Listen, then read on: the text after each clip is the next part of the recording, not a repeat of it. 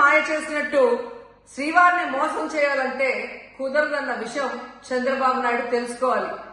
నిన్న జగన్ గారు తన తిరుమల పర్యటన మీద స్పష్టంగా ప్రెస్ మీట్ పెట్టడం జరిగింది.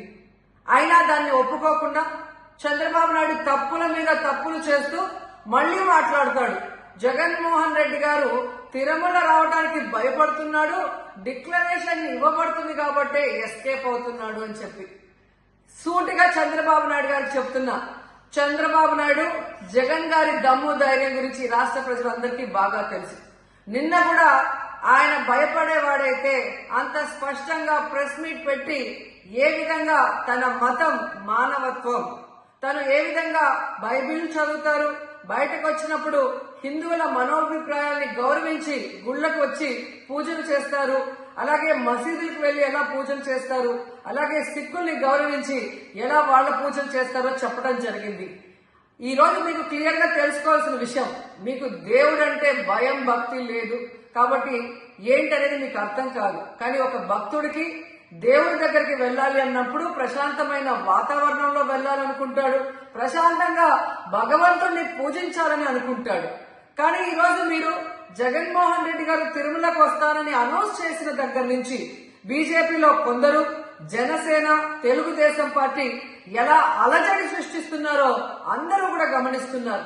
ఏ విధంగా అలిపిరి దగ్గర మేము అటాక్ చేస్తాం, అడ్డుకుంటామని చెప్పటం, అలాగే వైఎస్ఆర్ కాంగ్రెస్ పార్టీ నాయకులందరికీ, కార్యకర్తలందరికీ నోటీసులు ఇచ్చి జగన్మోహన్ రెడ్డి గారి పర్యటనకి పర్మిషన్ లేదు కాబట్టి ఎవరొచ్చినా అరెస్ట్ చేస్తామన్నట్టుగా భయభ్రాంతులకు మీరు ఎలా గురి చేశారు. అండ్ ఈరోజు కుల రాజకీయాలు చేసి రాష్ట్రాన్ని భ్రష్టు పట్టించడమే కాకుండా మత రాజకీయాలు కూడా మీరు ఎలా చేస్తున్నారో అందరూ కూడా గమనిస్తున్నారు. ఇలాంటి వాతావరణంలో దర్శనం చేసుకోలేము కాబట్టే జగన్మోహన్ రెడ్డి గారు ఏ విధంగా ఆ తిరుమల ట్రిప్ ని క్యాన్సిల్ చేసి తన అభిప్రాయాల్ని ప్రెస్ ద్వారా ప్రజలకి తెలియజేయడం జరిగింది. సో నిజమైన భక్తుడు జగన్మోహన్ రెడ్డి గారు ఎప్పుడైనా మళ్లీ వెళ్లి వెంకటేశ్వర స్వామిని దర్శించుకోగలరు. 5 సంవత్సరాలు తన తండ్రి మరి ముఖ్యమంత్రిగా వెంకటేశ్వర స్వామికి పట్టు వస్త్రాలు ఇచ్చారు. జగన్మోహన్ రెడ్డి గారు 5 సంవత్సరాలు మరి పట్టు వస్త్రాలు ఇచ్చిన తర్వాత ఈ నీచమైన రాజకీయాలు చేస్తూ డిక్లరేషన్ పేరుతో మీరు మాట్లాడుతూ ఎవరు అడ్డుకున్నారు అని చెప్పి మళ్లీ దిగజారుడు రాజకీయాలు చేస్తున్నారు. సో భగవంతుడితో పెట్టుకున్న చంద్రబాబు నాయుడు నీతో పాటు ఆడిస్తే ఆడే వాళ్ళందరికీ కూడా భగవంతుడు గట్టిగా సమాధానం చెప్తాడు. కానీ మీరు బాధ్యత తీసుకున్నారు. మీరు హైందవ ధర్మాన్ని కాపాడుతానని మీరు బాధ్యత తీసుకున్నప్పుడు కాపాడాల్సిన అవసరం మీ మీద ఉంది. బోర్డుని మీరు స్థాపించారు, మేము స్థాపించాల. తప్పులు జరిగినాయి. తప్పులు జరిగితే వైఎస్ జగన్ గారు ఏం చెప్పాలి? ఒకవేళ నాకు తెలియకుండా మేము ఆయన బ్లేమ్ చేయట్లా, కానీ మీ ఆధ్వర్యంలో జరిగింది. మీరు కాన్స్టిట్యూట్ చేసిన బోర్డు వల్ల జరిగిన తప్పిదాలు ఇవి. మేము ఇవి కనుగొన్నాం. ల్యాబ్ టెస్టులు ఇవన్నీ మేము ఆటలాడతామా? ఇవన్నీ వీటితోటి సెంటిమెంట్స్ తోటి మాకు బాధ్యత లేదా? నేను నిజంగా కనుక చాలా బలమైన సనాతన ధర్మాన్ని పాటించేవాడిని.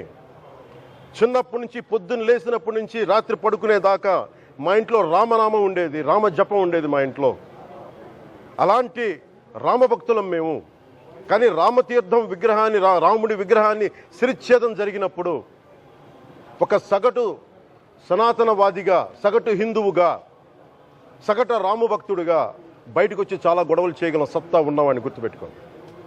ముఖ్యంగా వైసీపీ నాయకులకి, నన్ను విమర్శించే దేశ యావత్తు నన్ను విమర్శించే ప్రతి ఒక్కరికి తెలియజేస్తున్నా, గొడవ పెట్టుకోవాలంటే చాలా బలంగా గొడవ పెట్టుకోవాలి. కానీ నాది పేదవాళ్ళ కష్టాలు, క్రిమినలైజేషన్ ఆఫ్ పాలిటిక్స్, వీటి మీద మేము మాట్లాడతాం, వీటి మీద తప్పించాం.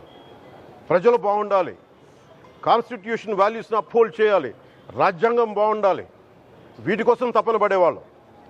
కానీ సెక్యులరిజం పేరు మీద, secularism is not one way, it's 2 way. Secularism అంటే కూర్చోబెట్టి ఒక్క సైడ్ నుంచి వచ్చేది కాదు, అన్ని సైడ్ నుంచి రావాలి. ఇది చాలా ఆవేదన కలిగిస్తుంది. కొన్ని దశాబ్దాలుగా చూస్తున్నారు ప్రతి హిందువు. దీంట్లో మిగతా మతాల ప్రస్తావన కంటే కూడా నేను ఎక్కువ ప్రస్తావన చేస్తుంది హిందూ ధర్మాన్ని పాటించి, వాళ్ళు వ్యక్తిగతంగా పాటించి బయటకు వచ్చేటప్పటికి మీడియా వారి కోసమో లేదంటే ఇంకొంత ఎవరైనా సాటిస్ఫై చేయడం కోసం తెలియదు, కానీ సాటి హిందువులు తోటి హిందువులను తిడతా ఉన్నారు. ఇది చాలా ఆక్షేపణీయం. దీంట్లో నేను ముస్లిమ్స్ నిందించట్లా, అని క్రిస్టియానిటీ నిందించట్లా, కానీ బాధ్యత తీసుకున్న హిందువుల్ని నేను నిందిస్తున్నాం. బాధ్యత మీది. మీరు యథాలాపంగా వచ్చి ఇది పొలిటికల్ పదవులు, విగ్రహాలు పోతే మేము ఇల్లు కట్టుకుంటాం, వాకిళ్ళు కట్టుకుంటాం, ఏం మాటలవి? ఇదే మీరు మస్జిద్లో జరిగితే మాట్లాడతారా? మస్జిద్లో ఇలాంటి అపవిత్రం ఒక చిన్నపాటి చోరీ జరిగితే ఇలాగే మాట్లాడతాం. ఎందుకంటే మీరు మాట్లాడరు, ఓట్లు కదా అక్కడ. కానీ హిందువులు మాట్లాడితే హిందువులు అందరికీ ఎవరు పట్టించుకోరు. ఇక్కడ మా వేదన ఉండదా? మౌనంగా ఉన్నామంటే బాధ లేదనా? కోపం రాదనా?